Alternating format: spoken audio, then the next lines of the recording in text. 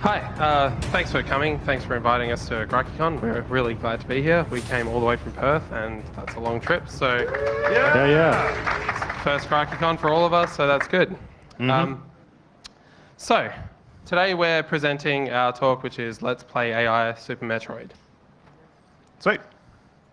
So we're going to start out. We'll talk a little bit about who we are, a little bit about what a Super Nintendo is. Some of you may have heard of it.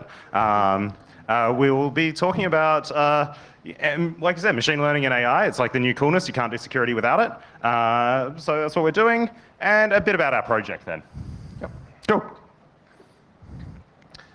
So, just brief introductions. My name is Clinton. My handle is Swali. This is Peter, Chronic D, and this is Omnifocal, or Jack. And between the two of us, we work at Asterisk as penetration testers, and Peter is an academic who works at ECU. Yeah.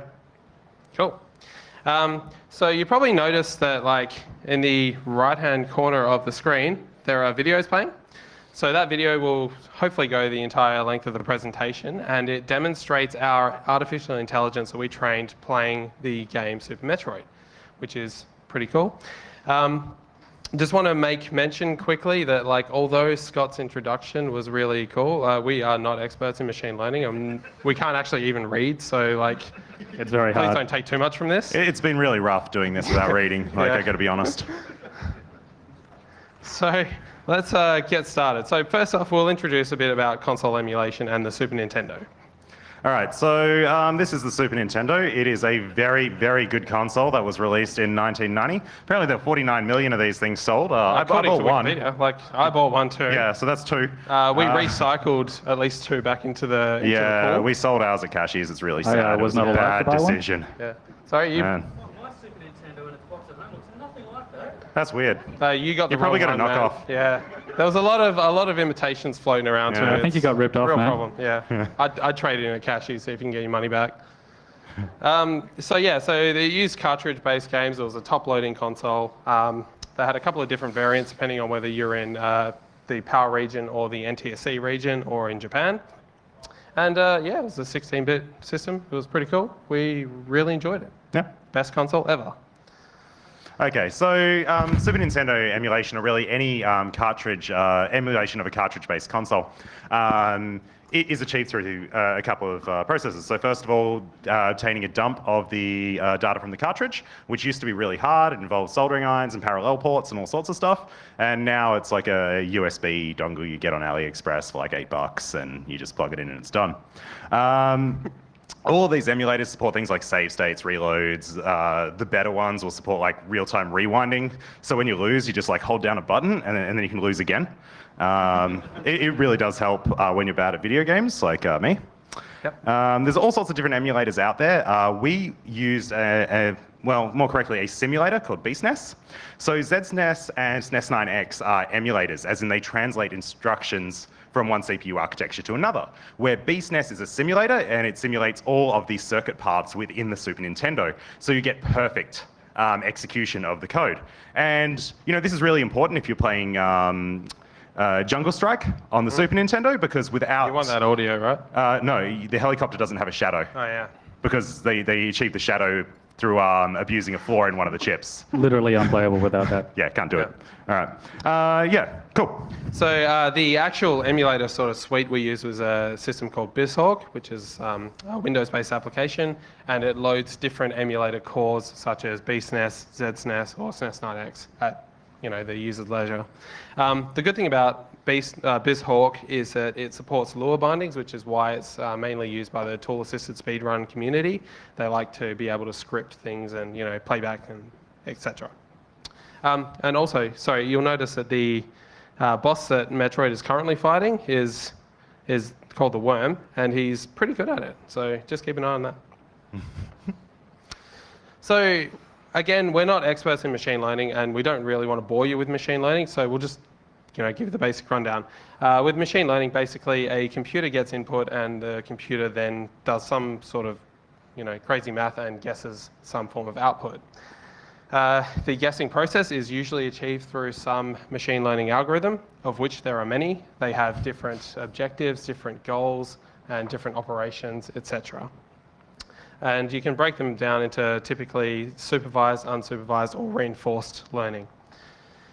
The problem domains that machine learning tries to solve are, again, supervised, which is basically saying that you provide some form of training data to your machine learning algorithm. So the input data is known to be good, that's trained, and then you can kind of assess how the machine learning algorithm assesses non or unknown data based on the training set. Yeah, essentially like think about a folder filled with pictures of cats and a folder filled with pictures of not cats.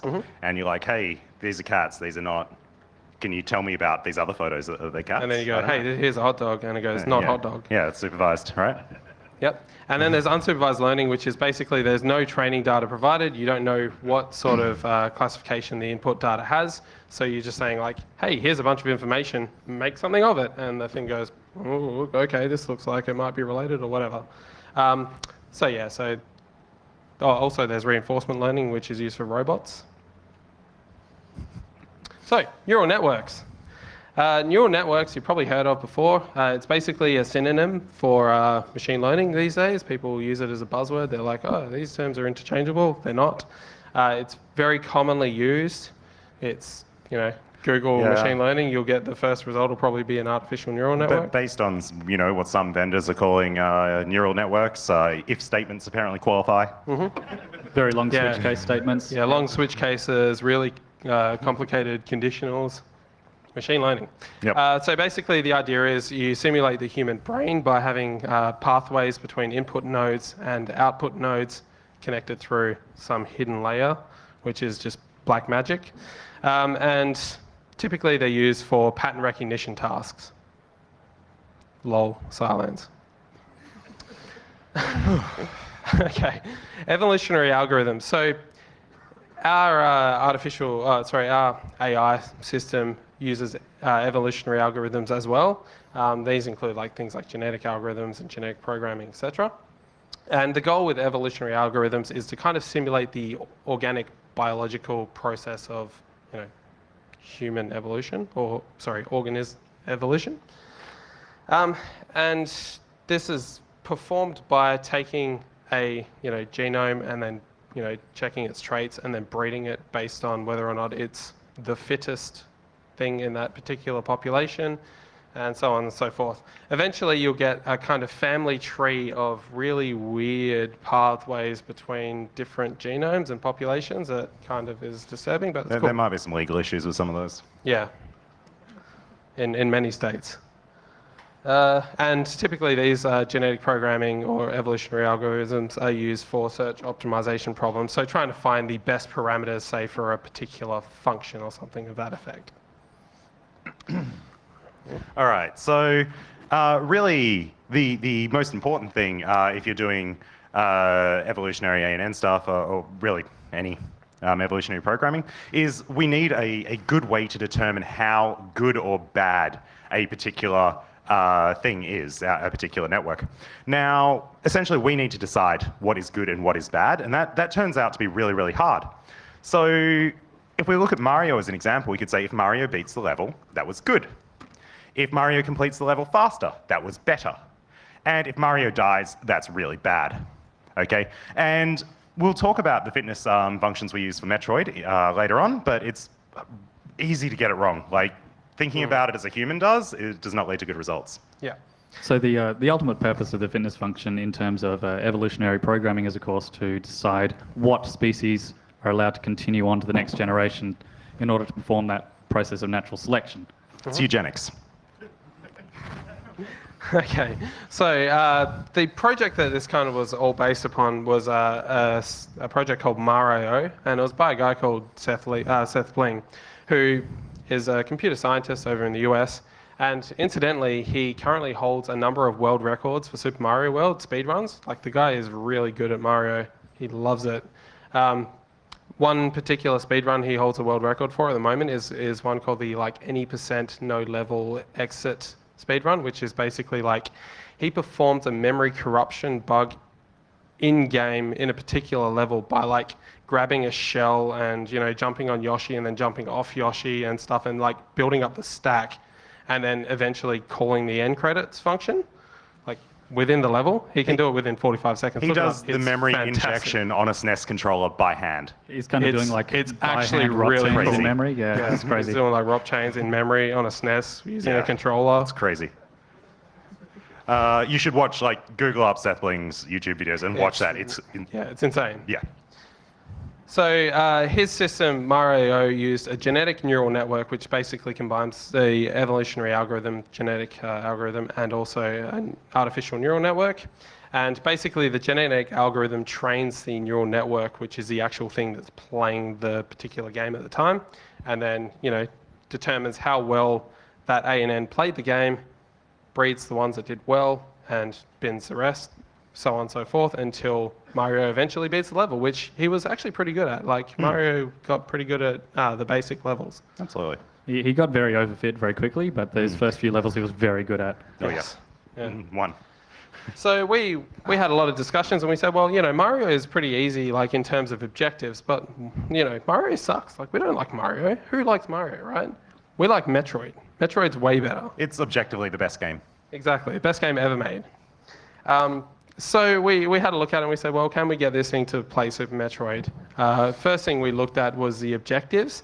Now, Super Metroid has vastly different objectives to Super Mario World. You can't just say, like, okay, Metroid is able to run to the end of the level and therefore he wins the game, because Metroid doesn't need to run to the end of the level to win the game. Metroid has a lot of different pathways, and there's backtracking and different objectives at different times. There's item pickups, enemies to kill, etc. So yeah, it's Tough. It's rough. It's pretty tough. Yeah. It's It hard to essentially, automate, so we didn't. It leads to a massive blowout in training time because you need Yeah. a large number of iterations and species on all of those different objectives to train the ANN up to a state where it's usable. Yeah. And coming up with generic fitness for that is... It's almost impossible. It's doable, but not in a way that would work. So what we did is we had a look at the we had a look at the game Metroid, and we sort of disseminated what the components were. So if you have a look at the screen there, if you guys haven't played Metroid before, so I've just like kind of annotated a sort of normal screen. You've got your kind of head-up display, which contains things like ammo and energy, etc. You've got enemies. One is frozen, so there's different states for different beam weapons that Metroid accused over his time. There's a beam shot being fired, so Metroid can shoot different beams. There's special weapons. There's normal weapons. There's charge. There's all these different kind of variables in play, and then you've got the character there, Metroid himself.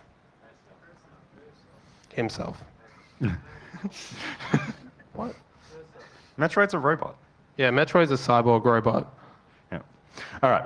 So we fixed Metroid. Essentially, the goal of this was we didn't want to have to play video games anymore, so we decided to automate it. Now, just imagine a world where you're free, like all the time that would free up if you just didn't have to anymore. The games have to be played Because it regardless, wasn't going to so- play itself. Yeah, exactly. But now it does, so good. All right, so essentially we create the species and genomes and we run the ANNs. We'll look at that on the next slide and talk a bit about them more. And we cull the worst ones. We say, these were the worst of this particular generation when it comes to meeting those fitness scores, so we kill them. And then we breed the fittest of the generation to create the next generation and apply some random mutations. Now, we then rinse and repeat that until the memory leaks are too extreme and the performance drops to the floor. There's a lot of memory leaks. It's really rough, and really oddly bad. enough, it's not in our code. It's who would have thought that like it wasn't a considered use case for these emulators to be run for weeks on end? So for every frame that Metroid's playing the game, we take the inputs, which are at this point basically all that is on screen, so all the tiles, all the sprites, etc. We also have a few additional things that we look at, which we'll get to in a second. Yeah, I just want to talk about the building of the inputs. Traditionally, when you're using ANNs, you're not supposed to perform feature extraction. You're just supposed to give the ANN the entire set of data. And traditionally, with video games, this would be done by just giving it access to the console's RAM and allowing it to decide what to use and what not to use. That was impractical. It was Like, we couldn't do impractical due to technical issues with the emulator and how it was implemented. So we essentially had to reduce the size of those inputs. And we did that by pulling apart the console's memory and trying to map out basically, like in that upper left there, what was important to understand what was going on in the game, which isn't ideal, like I said, but it makes it fast. So you can see that in the map. Not to mention that giving access to the ANN to the entire memory space of the console would have caused an even bigger slowdown than what we It would have been terribly experienced. Much more memory leaks. Okay, so you see on the left the inputs, on the right our outputs. So the Metroid AI has access to outputs, inputs. Can you show them on the other side? Yeah. Okay, so we gave it access to all the buttons on the controller, except for start, because we didn't want it to pause the game. Okay? Which it would do. Which it would. Constantly. Yeah, it was terrible. Yeah. Okay, so we removed its ability to press the start button and gave it everything else. And you can see in the middle there those lines that are connecting the two sides. These are essentially the ANN's mapping to say if these inputs are active or these combinations of inputs, we will press these buttons, these outputs.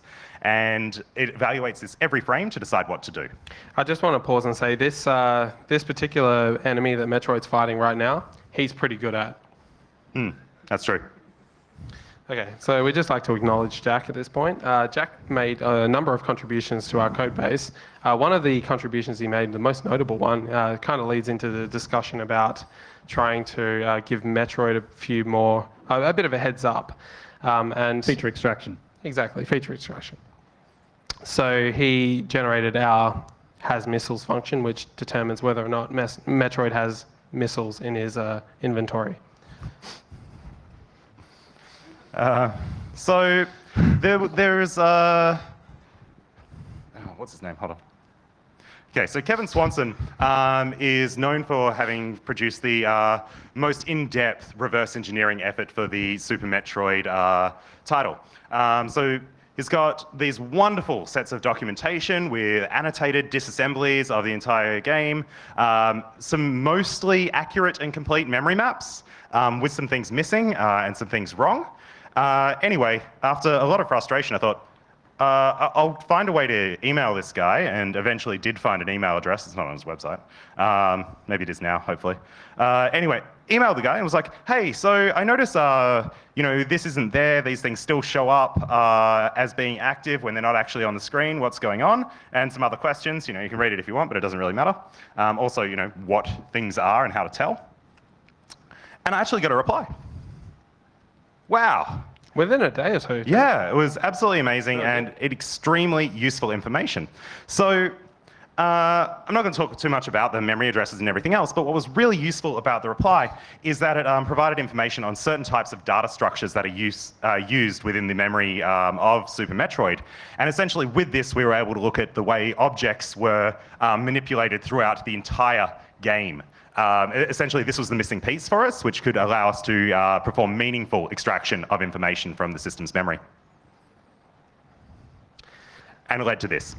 So the first thing we needed to do was figure out where, again, as Peter said, where things were stored in memory and what kind of things we were interested in making sure Metroid was aware of, because obviously we didn't want to give them too much information. We didn't want to overfit or overtrain the thing. We wanted to give it a fighting chance, though, and at least with the game, there's a lot of, things being thrown around, a lot of projectiles being thrown around. We needed to know if there were positive projectiles, like pickups, things that, would increase your health or ammunition, or perhaps negative projectiles, things that would damage. So we coded based on a bunch of existing sort of tool-assisted speedrun hitbox layouts, that sort of stuff. We took some of those scripts and we reversed them and made them applied to Our situation. Our situation, yep. And we added things like, these are good projectiles, these are bad. So as you can see in this picture, it's pretty cool. We've got the Space Pirate, and he has 20 hit points, and his projectile, which is a laser beam, is bad. Like, that causes damage to Metroid, and he doesn't like it. So it's worth noting we don't tell the AN what is good and bad. We simply tell what is there and what is not. yeah, exactly. But we needed to know ourselves. We need to know, yeah. And this particular screenshot marks a significant milestone in this development This was after process. weeks of effort. He called me. He's like, "Dude, I've got it. I was very happy. Yeah. Similar sort of thing. All right, so talking about our fitness function. So we had to figure out how to measure what ANNs were good and what were bad at this stuff. So we decided, okay, Metroid should be rewarded for killing or damaging an enemy, for collecting a pickup, so getting ammo, getting health, or for being alive, for living longer. But we also needed a way to punish Metroid for standing still for too long, just doing nothing, or for taking damage, running out of health, or dying. Okay, so this worked pretty well. So essentially we said, okay, Metroid's health, minus enemy's health, minus some stuff if Metroid's dead, and I think maybe like 1 fitness point for every couple of seconds it's alive. Now, there was also some time down, we'll talk about that later. All right, so this worked really well for boss scenarios, kinda. But other scenarios that weren't so straightforward just didn't work. So things like jumping across platforms or climbing up a room, things like that, it just didn't do. Like, we set it up with the fitness goal of jumping up a bunch of platforms to reach a top platform, ran that for 2 weeks, and it jumped up like 2 of the 40 platforms. So it's, Did not get yeah, certain things we, are bad at. We gave up. Yeah, perfecting the fitness function was probably one of the most difficult parts of the whole endeavor. Yeah, and it's not perfect. I mean, we had the idea that staying alive for longer is better, and that just led to Metroid learning to dodge projectiles, not damage the enemy, and not die, which is not helpful. We had a number of runs. That's not good. We had a number of runs where Metroid would just roll around in a ball along the ground, like dodging projectiles for like hours, and it was doing really well by its own measurement. But like, it was funny to watch. Beating the game. Yeah. It got very good at And this is surviving it, for like- a very long time and not doing anything else. It's a very human thing to say living longer is better. Yeah, it was like malicious no. compliance. Yeah. Like he learned very quickly that he just Yeah. needed to beat the game, and yeah. It was almost a bit philosophical, really, because he was living forever but not doing anything with his life. Like, he would just not die. It's almost Yeah, a metaphor that's for ours. Okay, so let's get into the bestiary. So, as you can probably see in the top right-hand corner, we've got a few enemies that we pitted our ANN against, some of which Metroid was really good at fighting. Like, Metroid managed to beat, which is amazing, and we were pretty stoked, to be honest. The first boss, Charizard, which is also known as the robot, Also known as Chorizo. yeah, also known as Chorizo. Metroid was pretty good at beating and could consistently beat after about, 3 or 4 days of training time. With the later versions, like a day. Yeah. Yeah. And yeah, so this particular boss has a vulnerable midsection that's vulnerable throughout the entire fight. It's fairly weak, so it only takes a few shots, and I guess the ANN managed to pick up on that fairly quickly. The next boss that Metroid was really good at was the Worm, right? And the Worm is a different boss as well because it has a different attack pattern. It's a fast-moving sort of boss, so if you're not well prepared, you can succumb to it fairly easily. But it also goes off-screen, so it goes through those holes, as you can see, sort of there. There's a few holes on the image. So it'll kind of traverse through that and enter the background, at which point it can't be hit. It's invulnerable. Metroid doesn't seem to care about that, though, does he? No, No. not at all. Just does incredibly well. It's strange. Turns out the background state doesn't actually affect the ANN's ability to see where he is, so he can kind of predict where he's going to come out, Yeah. which was Oh, well. interesting. Okay. Feature extraction doesn't always work. Yeah. So there was a few enemies that our ANN made significant progress against, but could not ultimately beat, which is a problem. But I guess given a bit more training time, we reckon we could probably get him. Actually, the one on screen at the moment, the golden Charizard, he does pretty well against. So. Yeah, we have Ripley, the robot bird. This boss is actually pretty interesting, and I think the AI will eventually beat it with a couple of months more training, maybe.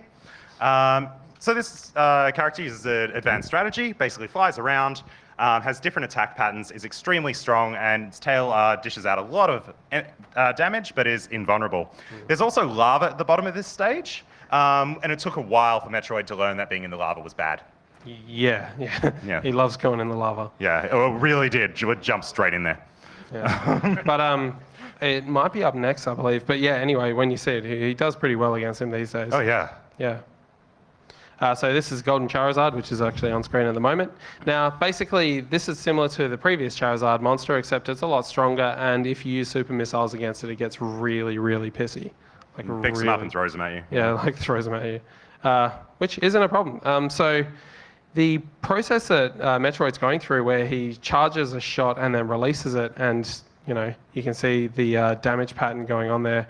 That's actually that's probably the best way to beat him. Like he's getting the strategy that most speedrunners would use, except it's actually really, really interesting what's happening here. So the network's evaluated every frame and has no knowledge of the previous frames or time passing or anything like that. It's essentially brought into existence and evaluated in every single frame. So the fact that it somehow developed the capability to charge the charge beam for a certain number of seconds and then release it is like a really interesting side effect of how the network works.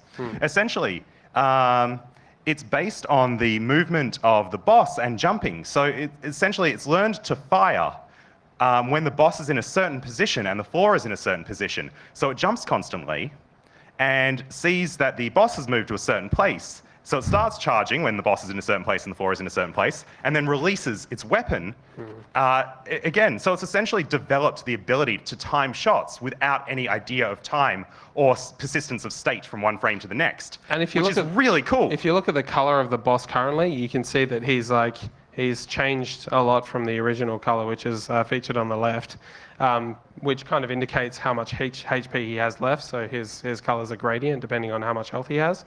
So yeah, he's not far away from actually beating him. One of the most interesting aspects of this project for me was seeing the AI discover those speedrunning strategies that independently, all on its own, like the X-Ways beam against the worm boss. Very interesting. Yeah, so he performs a relatively unknown attack against the worm boss, which we talked about before. But yeah, he managed to discover that if you hold a charge beam whilst having a power bomb selected, you could perform an additional attack, which would do more damage. Yeah, it's an interesting sequence of things. It's like charge the beam, have the power bomb selected, and then morph into a ball, right? Yeah. No, it's just be straight up. Oh, right, sure. It seems to me that there's not much going on in terms of avoiding bad projectiles. Yeah. Absolutely. His so that's all down to the fitness function, right? So how much he gets penalized for getting hurt, and in this case, he's probably not being punished enough, but he probably has enough HP that it's not concerning to him, if you get what I mean. Like, at this point in the game, he has, probably about 1,200 energy. So to start with, so getting hurt by like 30 or 40 is probably seen as a minor concession. Sorry. So is that to say that this scenario of just fighting a boss is isolated? You're not taking into account like starting from level 1 and... No, we're just looking at boss fights. Yeah. The other stuff didn't really work. Like, not at all. Oh yeah, this boss does very well against... yeah, you'll see him exhibiting some good strategies against this guy, nailing some hits. And then finally we have enemies that Metroid didn't actually fight very well or could not complete at all, or just plain stood there. You probably saw that before, but against these enemies, he just stood there and didn't really do anything, and we don't know why. Essentially the way it was mutating and everything, it just never did anything, so it never had a fitness reward, so it just kept breeding new generations that stood there until they died. It was weird. So, this brings us into some of the challenges we faced during this project. Lua is bad. It's a bad language, and if you like Lua, you're a bad person. Yeah, no, agreed. One-index languages don't make sense. We had never programmed Lua before, any of us, so we learnt Lua looking at the previous sample ANN code from Seth.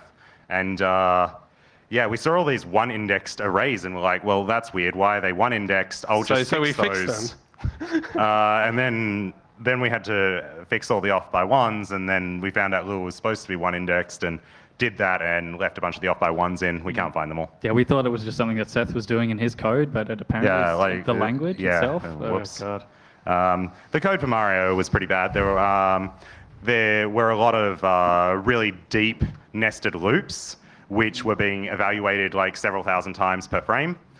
which weren't needed. So we managed to do a lot of performance improvements by removing those and fixing things up. You can see some things here. There's some code on the screen. That's good. Yep. So these are some example code snippets from our particular ANN code that was based on MAR.io. One of the most funny things was that the original MAR.io code implemented its own serialization and deserialization routines, which That didn't work. just didn't work at all. Which you can see commented out right here, where he basically new line separated like the entire state of the application. It seemed And like didn't I reload. wanted to really reinvent the wheel, so we just imported a library and did the whole thing in 3 lines. Yeah. It was a lot better. All right. Zoom out. There we go. Cool. You want to talk about Git? Yep. Okay, so we began the project using a Git repository. We wanted to keep things simple with a single branch, and Version control is good, right? Version control is very important. It saved us a lot. Once we got to 3 people working on the same project, we tried to do things somewhat properly, and well, they kind of broke down. There's certain practices that I think we didn't really develop. We were essentially just committing our code without communicating or thinking about it at all, and Pull requests were not a thing we did. No. So it got a little bit messy. We came up with a sweet method for resolving conflicts, though, which we call the above-below method, which just entails or involves someone pasting a screenshot of a diff, and we go top one or bottom one. That's the one that needs to be resolved. Look, it worked out pretty well. So we would was fine. intentionally break our version control and then make Jack fix it. We did that, I wouldn't say hundreds of times, but easily 50 Well, we did plus. it once badly. Well, and then I you'll didn't- see how many times we did. Look, I did it once and then I just didn't do it again after that. Yeah. So you can see here our wonderful Git graphs. They're good. They should not look like that. And there's a sweet picture of Peter's desktop at work, which is running all this. Sure is. You can't actually disable the sound in BeastNess. Yeah. It was really office So was pretty noisy. when I did need something that used sound on my work computer, it would make this just terrible noise of all these things playing at like 8 frames a second at once. It was just this. I'm happy that's gone. Your office got pretty warm too. Oh yeah. Yeah. Yeah, not sure why. So the last thing that really sucked was BizHawk. Now, there's definitely a market for a better emulator than BizHawk. Memory leaks so bad. It's really, really terrible. Also, it only runs on Windows, so... Yeah, to give you an idea, we'd run it overnight. It would start out using 300-400 megs of RAM, and it would be consuming all of the 16 gigs in that box by morning. It's rough. I originally thought it was our script that was leaking memory really bad, so I turned it off and just ran BizHawk, and no, it's really bad. I don't know. So this is what my desktop looked like for a while. I just used my laptop. It was fine. All right, so we'll kind of end this on some future suggestions, some things that we think that would help this sort of research in future. First off, now this sort of exists in some form, but like a completely headless emulator, which would resolve some of the CPU GPU issues we'd face by having to have the graphics displaying all the time when we didn't really care about it at all. With some bindings that support a sane language. Please don't make us use Lua again. Yeah. I never want to see that crap ever again. Better coders, which we're not. Oh, look, we are not professional programmers. We break things and write words. That's what we do. And probably to try something different in terms of machine learning, like different algorithms, different training data, etc. GNN, the system we built is basically probably equivalent to brute force. I don't know if it's better or worse. I can't tell. There was another project where they did the brute force method, and it was a lot worse. So ours runs at about 1/8 real time. So the video's sped up a whole bunch. Oh, yeah. But the brute force methods that try and accomplish the same thing through looking through every possible input per frame and then evaluating fitness based on that, they tend to operate days per second of game time. So brute force is probably as effective or more effective than our stuff, but it's slower. All right, does anyone have any questions?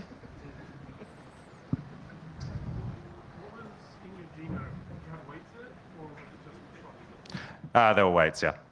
So there's, weights, nodes, all sorts of stuff, yeah. Sorry, the question was what was in the genome? Were there weights or was it just... Oh, you answered this time. You read more of that code than I did. Sorry, what? What? What? What? You answered it. What? Yeah, cool. All right. Good. Yeah. I thought we were repeating the question. We answered it again. I don't know. The question was, were we crossbreeding them with weights? Yes, we were. Yep. Yep. Question?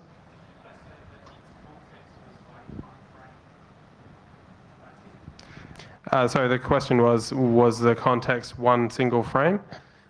Yes. Yeah, we've looked into in future implementing RNNs so that it can have context between frames, but we've not done that yet. I actually think that would improve performance quite a bit. Well, yeah. The only context we stored between frames was the previous fitness result of the previous frame, so that it had something to compare against to determine whether it's improving or not improving. Yeah, but that information wasn't available to the ANN itself.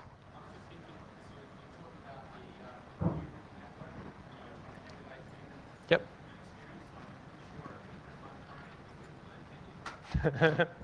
Absolutely. Yeah. Yeah. So consider the lifetime of the neural network from start to finish of that particular playthrough, and that's where the genetic algorithm comes in. Yeah, so essentially it's just, it has no memory of what's happened. Yeah, it's just not gonna- reincarnated. Every frame it's going to go, what up? Yeah. Potentially re-implementing the project as a recumbent neural network would be a next step. Yeah. Yeah. So you have that through different levels of, say, heritage, I guess. But you've also introduced mutations. How Yep. do you do that? Okay, so the question was about how mutations were introduced through different levels of heritage or different populations, generations, sorry. Basically, it's random chance. So you apply a random mutation on particular traits, which is eventually becomes binary, right? You're just like, hey, here's a species, I'll flip a bit here and there randomly, depending on whether or not it hits a randomization. Yeah, so essentially there's just a probability So like the whether something will make it through or crossover not, or function, it'll change. Yeah, so the crossover function takes the two parents, combines them, or takes half the genes from one, half the genes from the other, and then a random mutation is applied to that entire gene string, and says like if it's hits 1% or whatever, mutate 1% of the genes. Yep. Looks like you had good, bad, enemy level, and self classes of sprites identified.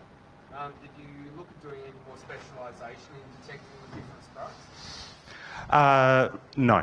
So, Sorry, the question was to do with whether or not we actually looked at determining what other types of sprites existed so that the ANN would have more knowledge. yeah, so in early versions of it, we didn't distinguish between walls, enemies, power-ups, or anything at all. It just saw that there was something on a place in the screen or there was not something there. Eventually, we thought, well, it would obviously do better if there was some sort of distinction between good things, bad things, walls, and stuff like that. So we broke it into this is an enemy, this is a power-up, this is a projectile, all that sort of stuff. Not saying what it is, just saying they're different, right? It did worse as a result. That was a very strange outcome. However, yeah, we've not looked at the idea of distinguishing further than that. It would increase the input space and damage performance. So we're trying to keep performance. it practical. Performance is already impractical, but It's something we gave up for performance reasons. It's potentially possible that the result ultimately would have been better, but it would have required a lot more training time. Absolutely. And is it plausible you need a deeper network to take advantage of that also? Yes, it is plausible we would need a deeper network to take advantage of the higher input space. Yep. Everyone give it up for these guys.